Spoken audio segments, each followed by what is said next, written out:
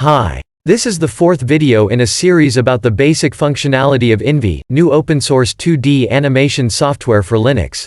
Today I'm going to teach you a few useful keyboard shortcuts. We can use Ctrl-A to select all objects. Press G to grab and move selected objects.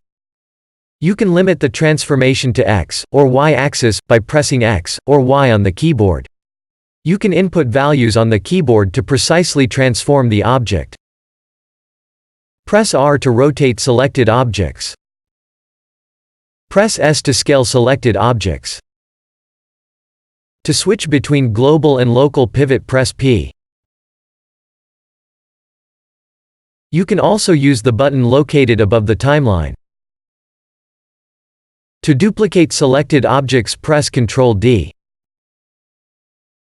To group selected objects, press Ctrl-G. If you want to ungroup, press Shift-Ctrl-G. Now let's talk about timeline shortcuts. To duplicate selected keyframes, press Ctrl-D. To duplicate and grab selected keyframes, press Shift-D. To scale selected keyframes, press S. Press G to grab and move selected keyframes. Press the down arrow to move to the previous frame occupied by a keyframe. Press the up arrow to move to the next frame occupied by a keyframe. You can use right and left arrows to increment the current frame by 1. You can use F1 through F8 to change the current canvas mode. F1 is for interacting with objects. F2 is for interacting with nodes. Nodes support all the transformation shortcuts we covered when talking about objects. They also support transformations relative to both local and global pivots. F3 is for creating node-based paths. F4 is for drawing. Press B on the keyboard to open the brush selection widget. You can use W and Q to change the brush size.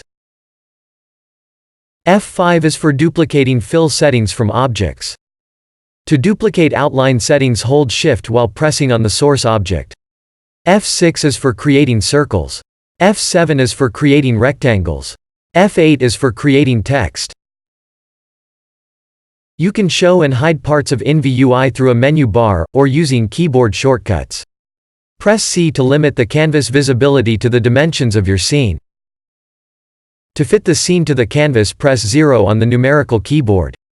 Press 1 to view the scene at its native size. That would be it for now. Thank you for watching.